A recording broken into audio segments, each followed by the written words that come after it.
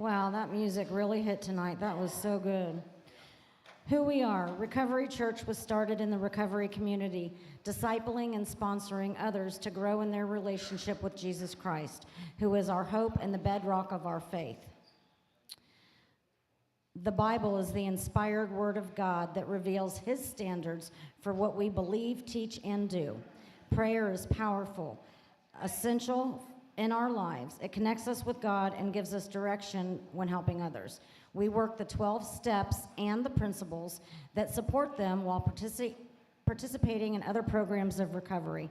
Finally, we will be known for our love as we faithfully serve others, because faith without works is dead. It is time for our offering, because we have ministry expenses for resources and outreach. Please help us serve with your gifts. Lord Father, thank you for the resources to honor you and all of our giving. Bless these offerings that they may impact others to experience your love. We ask these in the name of your Son, Jesus Christ. Amen. Amen. So we have, wait a second.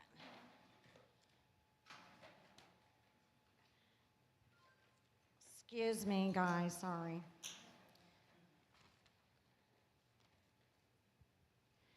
So we are very, very lucky to have the speakers that we get here. And Dr. Sutton especially, because he travels the country and he still manages to be here for us every month. And we are just so blessed. If you haven't heard Dr. Sutton speak, this is going to be a really good message, as always. And without any further from me, Dr. Sutton. Hey, hey, hey. I love little baby ducks, old pickup trucks, slow-moving trains, and rain. I love little country streams, sleep without dreams, Sunday school in May, and hay. And I love you too. I love leaves in the wind, pictures of my friends, birds of the world, and squirrels. I love coffee in a cup, little fuzzy pups, bourbon in a glass, and grass. And I love you too. I love honest open smiles, kisses from a child, tomatoes on the vine, and onions. I love winners when they cry, losers when they try, music when it's good, and life, and everybody together. And I love you too. Sing that to the person sitting next to you. And I love you too. Now that don't mean you're allowed to pick her up, so stop it now. Just a song. Don't be getting carried away. So this old couple went to the state fair every year. They went to the state fair, and they've been married a long time, and every year they were walking around the fair, and they'd stop in front of the helicopter ride. And they'd stand there and watch it for a while, and finally the old man would say, one of these times I'm going to ride on that helicopter. His wife, every year, same thing. You old fool, you ain't riding on no helicopter. That helicopter costs a lot of money to ride on that helicopter. You just old fool, keep talking about you're going to ride on the helicopter. You ain't riding on no helicopter. It's $50 to ride on that helicopter, you know, and $50 is $50. Well, every year he'd get that lecture, and then they'd just move on. So one year they pulled up there in front of that, and the helicopter pilot was just watching. He'd heard it all over and over and over and over.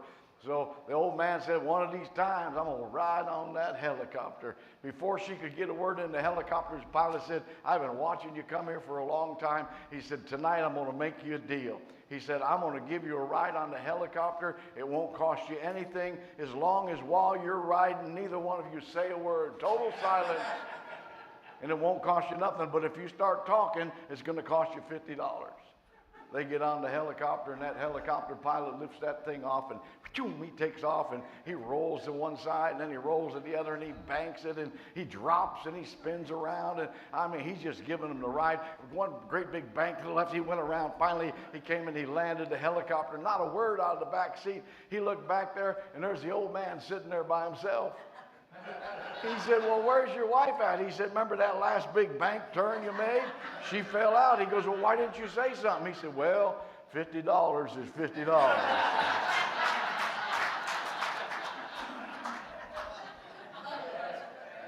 Yeah, boy. Tonight we're, that's a funny story. I hadn't thought of that one in a long time, but tonight we're on step number 8. Step number 8, made a list of all persons we had harmed and became willing to make amends to them all. And the primary principle in this step is called brotherly love. And brotherly love has got a primary doctrine that goes with it. All the steps have a principle, and all the steps has a doctrine, a theology, and it's the same. It's brotherly love. The great commandment, Jesus said, they said, what's the greatest commandment? He said, to love the Lord your God with all your heart, all your mind, all your soul, and all your strength. And the second commandment is like the first, to love your neighbor as yourself. And in these two commandments contain all the law and the prophets. All the rules, everything is contained in those two commandments. To love the Lord your God with all your heart, mind, soul, and strength. See, there's a dimension, what we talk about here, we call it worship. We put some music on and people sing along with that music. We call it worship. But I can tell you what, music is not worship. Worship may contain music, but music is not worship. Worship is not worship until it's your worship. Out of the abundance of the heart, the mouth speaks. When I have worship, it's something that's internal. It's that place of gratitude that I'm grateful for my sobriety. I'm grateful that I woke up this morning and I didn't have to get sober. How many got that gratitude? And I start expressing that. I allow that gratitude to come out of my heart and out through my mouth. And then the Bible says life and death is in the power of the tongue. And so I take those feelings and those thoughts and they come rising up out of me and I begin to speak them out. And that is worship. Sometimes we listen to music that gets us to open our mouth and allow it to come up out of our heart. But sometimes, just sitting there during the service while the worship music's playing, or even some of it's not worship music, just contemporary music, you're just listening to music. Until you open your mouth, it's not really worship. And so there's a whole dimension of that. Worship is not what we do here on Sunday morning or here on Tuesday night. When the music's playing, that could be contained in it. But I can tell you what, worship is much bigger than that. Worship is how I live. Worship is in Him we live and move and have our being. And I have worship because I'm in Him and He is in me. And I have worship in everything that I do. I don't care what you do. All things, when you do all things, do them heartily as unto the Lord. That's called worship. And it doesn't matter if maybe you're down here at the burger fling down there flipping burgers. Maybe that's what you do. You're a burger flipper. Well, good. I got to tell you something. Be a good burger flipper. Be a worshiper when you're a burger flipper. When you're putting that burger together, I see some people, they put a burger together and the bun is right and the onion's right in the center and the pickles are right and just the right amount of ketchup and the burger's there and the bun's on the top and it's got a little toothpick with a flag. I mean, a worshiper put that together. Sometimes I go in there and the pickle's over here and the onion's up there. And it's just a mess. I open it up and I just want to throw it away. A sinner put that one together. There was no worship involved in it. What you do is unto the Lord. That's called worship. How you live is worship. See, the effectiveness of my prayer life is not determined by what I do while I'm in prayer. The effectiveness of my prayer life is determined on how I live when I'm not in prayer. And it's the same thing when it comes to worship. And so we love God with all our heart, mind, soul, and strength, and we become that person that worships. And I can assure you, if you will do that, then you'll begin to love your neighbor as yourself. Self-centered, self-seeking, self-will run riot. You're out of control. There's something wrong with you. Anyhow, that's another subject. What is at the core of step 8? You cannot do step 8 unless you learn to love. Learning to love will be the key to doing step 8. Without love, you will not do a thorough amends list. You just won't do it. You'll do one partial. You might add some names down there, but you're not going to do a real amends list until you understand love. Here's what it says in the 12 and 12 on page 80. Defective relationships with other human beings. How many identify with that? How many have always had a defective relationship? Yeah, me too. I'll always. Defective relationships with other human beings has nearly always been the immediate cause of our woes, our difficulties, including our alcoholism. What started your alcoholism? Defective relationships with other human beings, because you didn't know how to get along with other people. And one of the things that happens in recovery and in the church as well, we try to shape and convince people to come to our way of thinking before we attract them to our way of life. I have to set that model. I have to be that example. I can come and tell you how to worship, but I got to tell you what, you need to see me how I live. Is that worship or not? And I can't convince you until I'm attracting you to the way of life that we have. See, the reason we can't succeed in genuine human relationships is that we don't understand genuine love. That's always been kind of part of the problem. We live in a world that we don't understand. We don't understand relationships. And so, what we have in relationships, here's how you're set up. I'm going to give you a little pattern here. You need to remember this because this really describes your life. On the outside parameter of your life, there's what we call our constituency. That's all the people that are around your life. That might be the girl down at the 7-Eleven. It might be a taxi driver that you ride with all the time. It might be somebody that you see at a meeting or somebody on the other side of the church. There's a constituency. You may or may not know their name. You may not know anything else about them. They're just all these people that are out around the parameter of your life. Then we move in from that constituency and we have what we call our comrades. Those are the people that we walk with. Those are the people that we know. Those are the people that we know their name, and we go to meetings with them, and we go to recovery church with them, and we get to know them, and we walk with them, and we live life with them. And then there's another group of people called our confidants. Those are the people that are in close. Those are the ones that you can share anything with.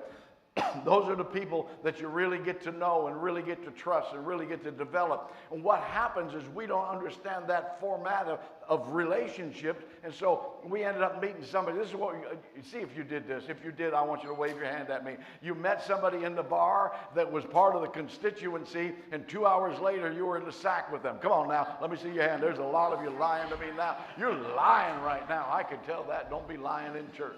The truth of the matter is it didn't take you but a minute to grab somebody out of the constituency and make them a confidant. And you wondered why you didn't have good relationships because you were screwed up. All the relationships I had early in sobriety and even a little bit later in sobriety were toxic relationships. Say toxic relationships. How many have been in a toxic relationship? Let me see your hand. How many have never been in a toxic relationship? Yeah, you're in a relationship with yourself. You're toxic twice. The problem was, I was toxic. In all the people I got in relationships, I was the problem. I was toxic. I did not understand love. And so we come to AA, we come to the church, and we start talking about a thing called brotherly love or unconditional love. How many ever heard about unconditional love? Yeah, unconditional love. We love everybody just the way they are. We don't care what size you are, what shape you are, what color you are, whether you got a new car or an old car. We don't care about any of those things. We just love you right where you're at. If you come, we're just going to love you, and we'll love you till you can love yourself and whatever blah, blah, blah, blah that you make up. Just kind of making it up. And we somehow think that we've arrived at some high spiritual plateau because I love everybody unconditionally. Well, you probably don't because you don't know everybody. Wait a minute. You can't love them if you've never met them. Shut up. I love all of mankind. I doubt it, seriously. You don't even love the people in the traffic in Sarasota, let alone all mankind. Are you crazy? There's something wrong with you. And so we have this, it's like some great spiritual plateau. It's actually the bottom rung on the ladder. Unconditional love is the lowest form of love that we can operate in. See, let me tell you. See, I met my wife, and I loved her unconditionally. Then we got married. Well, I'm going to tell you what, when you get married, they put some conditions on there. How many know that's true? Yeah, if you've ever been divorced, you really know that's true. I got to tell you something. We got married, and we put conditions on our love. And that allowed our love to be shaped into what it was supposed to be. Because unconditional love will not last long term. You see, we love them. Love and tolerance is our code. You remember about that? That we read that in the book. Love and tolerance is our code. That means we love them until we get to know them, and then we have to tolerate them. Does this sound like somebody you've sponsored? I can assure you that's how that works. And so what happens is we have this unconditional love, and we think we're just supposed to hoo-ha-ha. Well, let me give you the parallel. Was anybody around during the 70s and the hippie movement? How many? We got about, well, we got more than I thought. There's a bunch of you old people here tonight. I can say I'm probably the oldest guy in the room, so I can get by with that. So in the hippies, 70s hippies movement, we had love and peace. How many remember a little VW van with the peace symbol on the side and flowers, and it was all pastel colors. It was great. And we loved everybody unconditionally, except for the police. We didn't love the police. The police, that was the man. You remember that? The man. Well, the man this and the man that. We didn't love. They loved everybody but the police. And, and the Marines coming back from Vietnam. Those are baby killers. We didn't love them either. You don't know. That's kind of. And so we loved, the hippies loved everybody but the police and the Marines and, of course, the politicians. That was the establishment. Remember, we had a name for everybody. The establishment. We didn't love the people. They didn't love the establishment. And they didn't love the people with the money. They called them capitalist pigs. But they loved everybody, except for the police and the Marines and the capitalist pigs and the establishment, the politicians. They loved everybody. Well, except for the religious organization, they called them Jesus freaks. Remember that?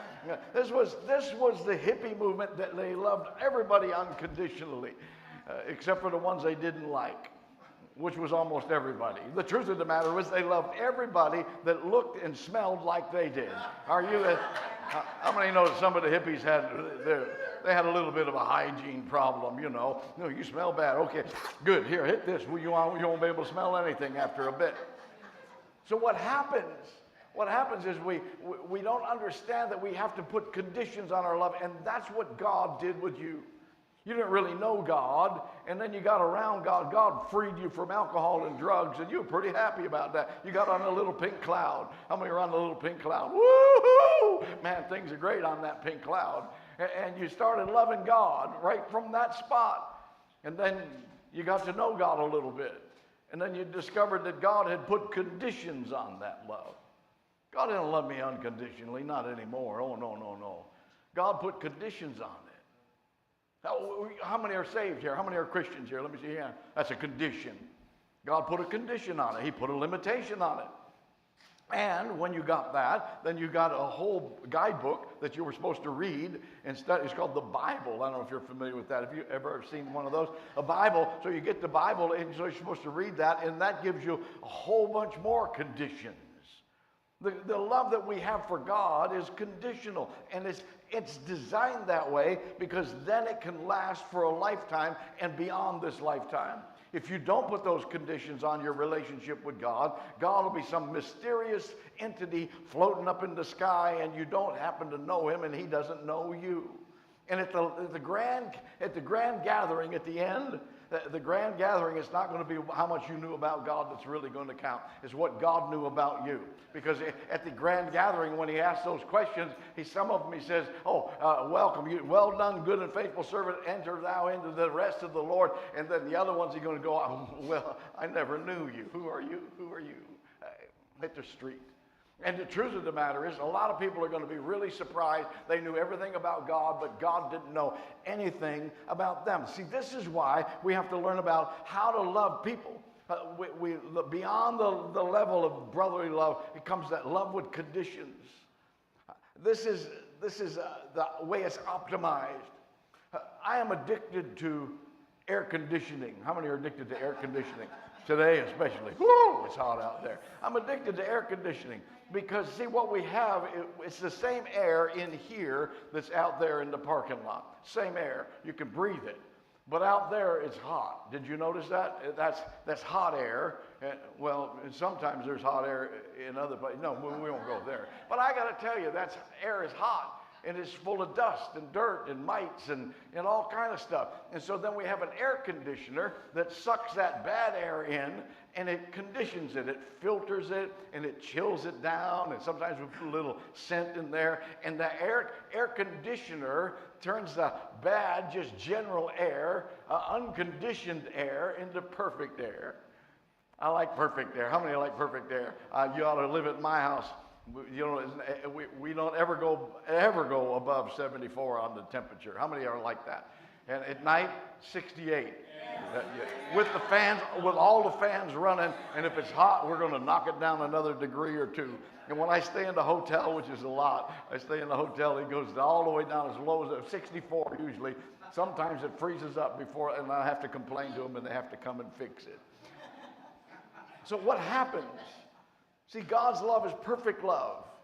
And what will happen when the Bible talks about that, it says this. It says in John 4:18 actually. It says, there is no fear in love, but perfect love drives out fear, because fear has to do with punishment. The one who fears is not made perfect in love. If in fact you're still riddled with fear, go back to step 6 and get rid of it. God will remove every single defective character that you have if you're willing to let them go. Nothing, no whole bars. The only reason you have character defects is because you like them too much. Turn to the person next to you and say, I think he's talking to you right now, but I'm not sure. You like them too much. That's what the book says. So God will remove that. And God needs to remove the fear, because perfect love casts out all fear. It pushes all fear away. When you look at step number 8, fear will prohibit you from being thorough in step number 8. What are you afraid of? See, perfect love is required to suspend the fear factor. The general conditions, the conditions of this perfect love. I'll give you the conditions of love in different scenarios. Conditions of love in marriage, the condition is it has vows. The condition of love in parenting. How many parents we got here tonight? Especially when they turn 14. The condition of love in parenting has responsibility. You know, even if they act like a nut. Anybody had kids that acted like a nut? Boy, I picked a couple of them, and they're good now. Well, they're grown up finally. Hallelujah. You know, but I got a granddaughter that acts good. You know, what's wrong with you? Stop it. Well, she's 14 going on 27. That's the problem. She must have watched the Kardashians or whatever, and so she's all messed up. Conditions of love in AA or a home group. What is that? Sponsorship. It has necessity. Marriage has vows. Parenting has responsibility. AA or home group or sponsorship has necessity. Conditions of love for sports fans. You got any Bucks fans here? And only 2.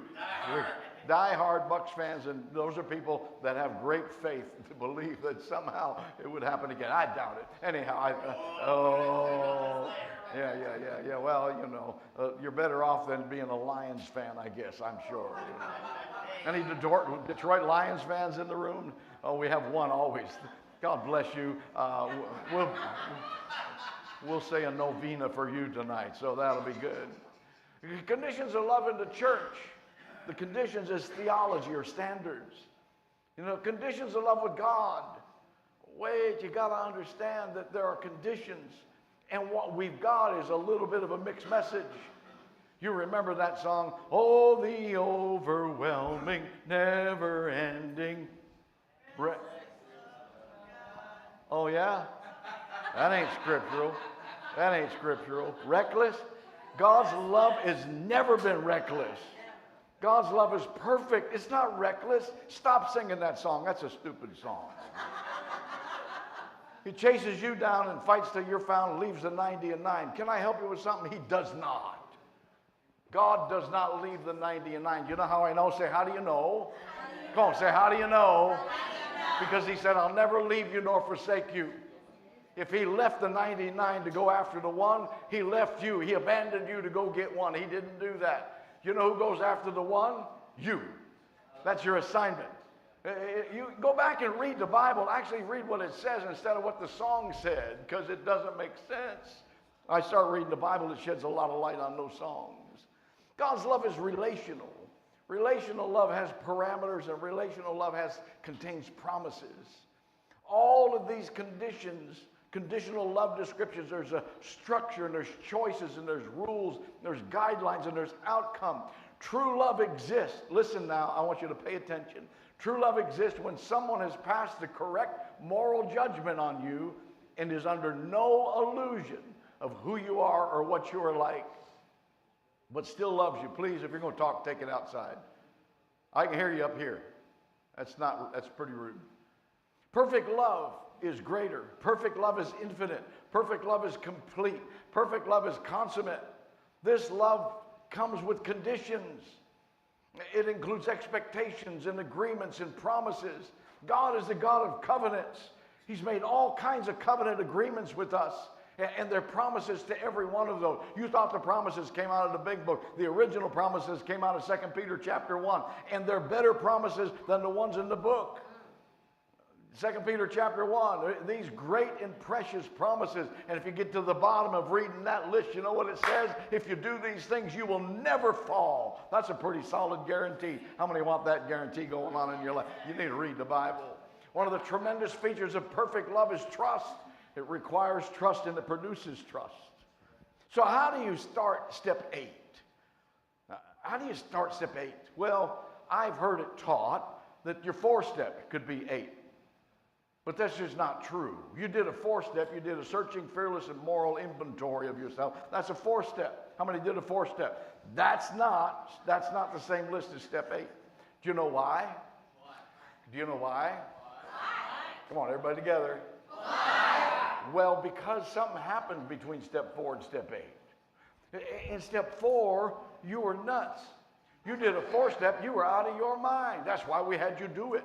You know, you had found God, but you weren't sure about God. You had found a sponsor, and you certainly weren't sure about a sponsor. And you had 3 girlfriends, and you weren't sure about any of those. So what had happened, see, a lot changed from step 4. Step 4, you wrote down a searching, fearless, and moral inventory, which was difficult because you were shallow, and you were fearful, and you were immoral. And so you wrote this inventory, just winging it. And then when you got to step 5, somebody listened to that thing that you read and straightened you out and said, what you wrote down does not reflect reality. It does not reflect who you are. And so what we got in step 4 was an opportunity to get into step 5 and confess. Step 4 took us to repentance. Step 5 took us to confession. And when we got done with step 5, we had laid all our cards on the table and we were ready to have God remove the junk because we got tired of looking at it. How many hit bottom in here at some point in your addiction? You hit bottom? Well, hey, you can hit bottom with all of that other junk that you should hit bottom with your anger. You know, some people don't hit bottom until they punch a cop, and then they wish they would have gotten some anger management or something going on. You know, I should have worked step 6 instead of punching that cop, but no. So I'll see you in about 6 months when you get out of there and do 5 years of probation. Well, he's pointing at somebody. I'm going to try not to look, you know, because so somebody must have done that. How many have ever punched a cop? How many ever thought about punching a cop? Yeah, the rest of you are lying. I got it. So truth of the matter is, that we have to get that perfect love going on the inside of us, and what it does, it drives all the fear out. Step 4, step 5, step 6 takes the fear. Step 7 adds to us the thing we need. When we get to step number 8, you know what? We discovered that we're a different person than we were in step number 4. Step number 4, we were shallow and we were weak and we were fearful, and now we've grown up a little bit. Now we've gotten a little bit of sobriety. Now we've actually achieved some sobriety where we're starting to feel like we belong on this planet. We're starting to feel a little human, and that's why we can begin to look at other people and say, hey, you know, I owe some amends. But here's what it says on page 77 of the 12 and 12. It says, every AA has found that he can make little headway into this new adventure of living until he first backtracks and really makes an accurate, unsparing survey of the human wreckage he has left in his wake. Ooh. I remember the human wreckage that I left in my wake. It was ugly. To a degree, he has already done this when taking a moral inventory, step 4. But, everybody say but. Now the time has come when he ought to redouble his efforts to see how many people he has hurt and in what way. Step 4 is not sufficient. You need to redouble your efforts and find out who you really hurt. Step 4, we kind of move on from that. So much has happened. The defects have been removed. The essentials have been added. We are at least somewhat balanced. There's a new revised list is warranted and necessary. As you formulate your 8-step, listen now.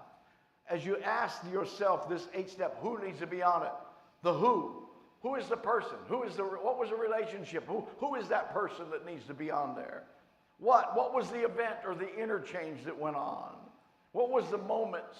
Do you know everything runs in moments?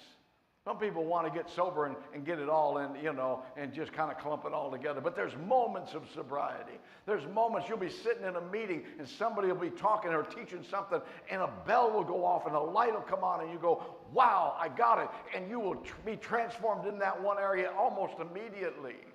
There's moments in time. There's moments when you meet a sponsor. There's moments when God touches you in a way that no human could ever touch you. There's moments to this thing. And there was moments in your drunkenness as well. How many know that? In your drunkenness, it was, you drank and you drank and you sat at the bar and you drank and you drank and then you sat at the bar and you drank and you drank and you stole somebody's money and then you drank some more and finally, you went home and you got all the way home. Night after night, year after year, you got all the way home. And then in a moment's time, the lights came on behind you. And all of a sudden, the blue lights came on. Hit me with the blue lights. Isn't that what that song is? Hit me with the blue. And they hit you with the blue lights, and your life will never be the same after that. That's a moment in time. That's transformation. You were transformed from a drunken driver to somebody that's walking now. You're a bicycle by. Oh, yeah, it's a wonderful thing. The what? What was the event or the interchange, that moment? Where did this thing happen that you needed? This is your amends list. Where did it happen? At work? At home? At the bar? At the no-tell motel? Some of you owe some amends back there at that no-tell motel. Maybe not to the motel, but to the person you were there with, or the lady had to clean up your mess afterwards. That might have been, you might owe some amends there. When was the time frame? Did it happen over and over? Was there a frequency to it? Was it a repeated thing? And why? What was your motives? What was the motives of how you did all this stuff? Who do we owe amends to? To go back to who? Who is it that I harmed? Just think about it. We're going back. Who is it that I harmed? Is it in the past when I was in active addiction? Is that where I really harmed the most people?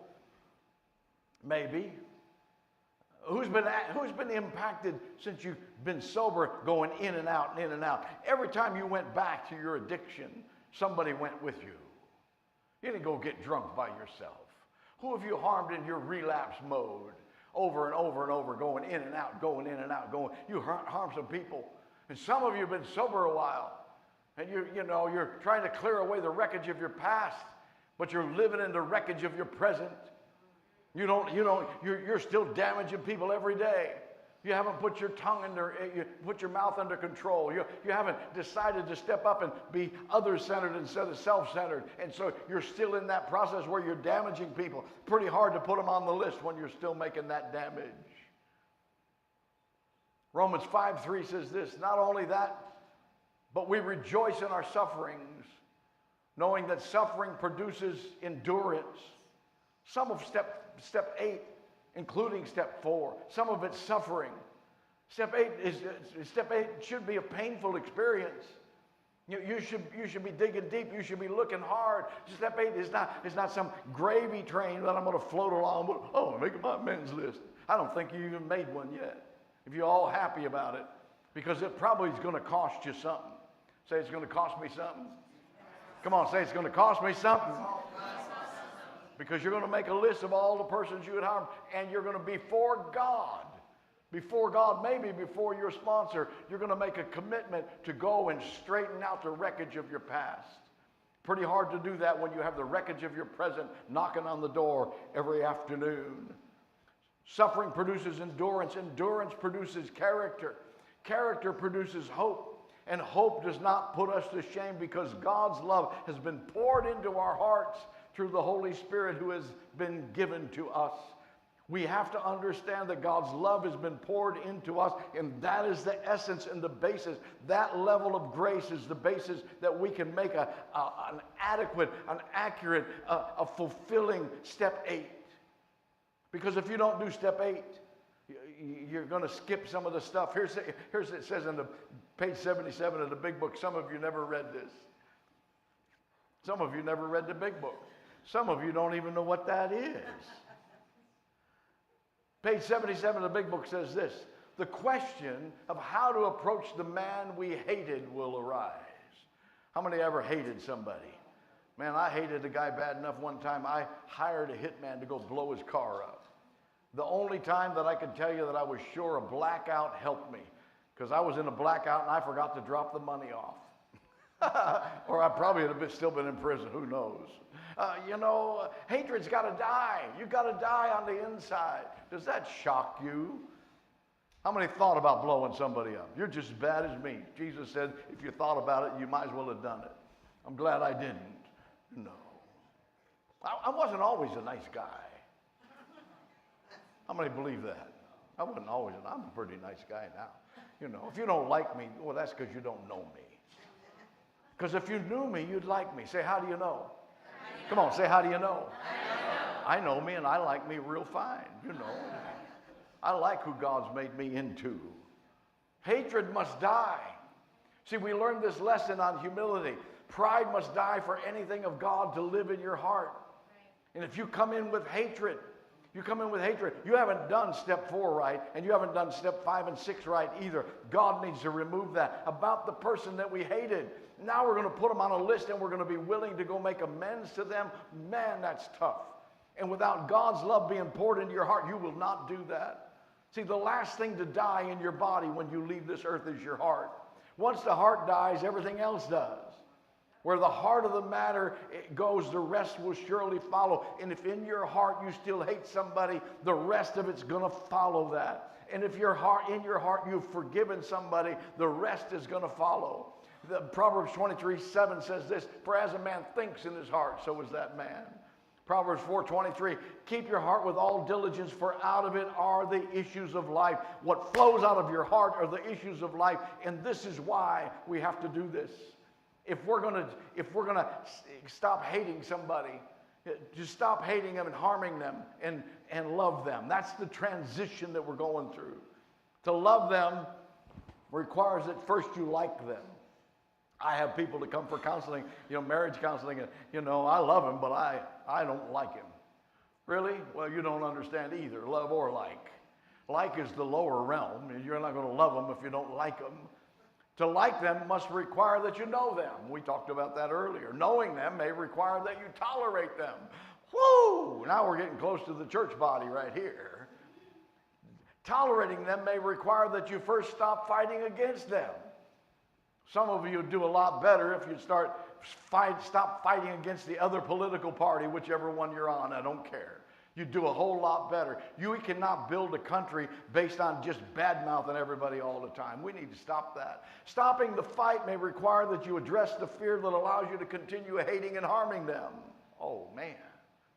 This will require a change of beliefs regarding character defects and shortcomings. A change of belief about them and about life in general. Look at them in the eyes of the Spirit. If God has poured his love into you, then your eyes ought to be reflective of how God feels about that person.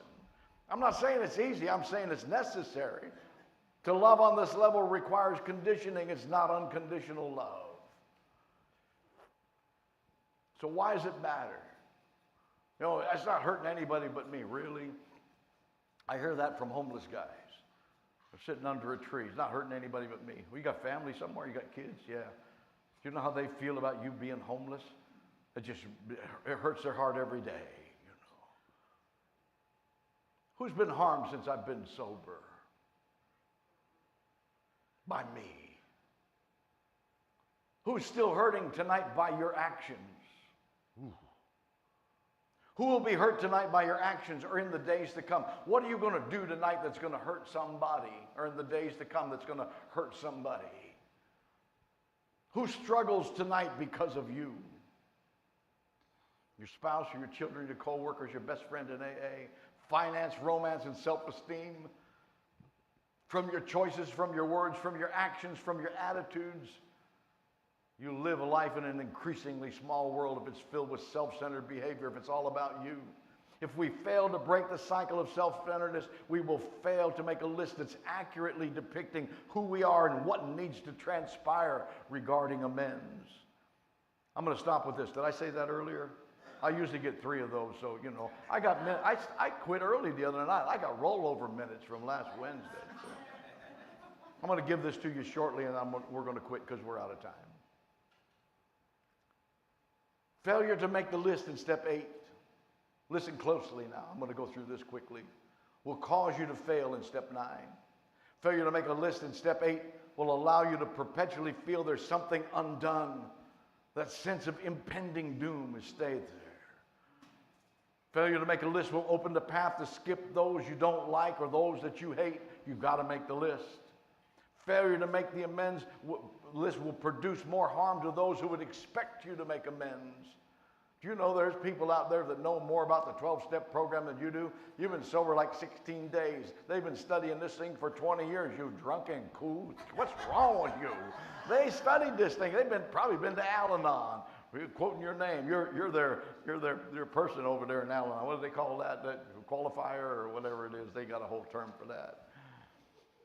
You know, if you don't make amends, it could damage the general perception and the effectiveness of recovery processes. And I can tell you what, there's a lot of people that have never done the steps, and they've damaged the reputation of 12-step programs because they've not done it and there's been no fruit. I got to tell you, some of you have not done it. You've kept wanting something good to happen. I'm sorry for the results you did not get from the work you did not do. Failure to make the list will keep you trapped in guilt. Failure to make the list will listen to this. Failure to make the list will block you from effective connection with God. I don't care if you amen everything in church. I don't care if you know every song and you dance in the aisle. If you have not made this amends list, I'm going to tell you what, it will block you from God. I could give you scripture, but that's another whole lesson. There's about 14 things that will block your prayers. I got to tell you, you maybe ought to read the Bible. Failure to make the list will cause you to stall out and eventually reverse your growth and recovery. Failure to make the list becomes the beginning point of relapse. Oh, step 8. Made a list of all persons we had harmed and became willing to make amends to them all. How fun. Not fun. Not fun. I will tell you, brotherly love will be required. You need to allow God to pour his love into you, or you'll never do that. Step 8, made a list of all persons we had harmed, became willing to make amends to them all. Welcome to your new life.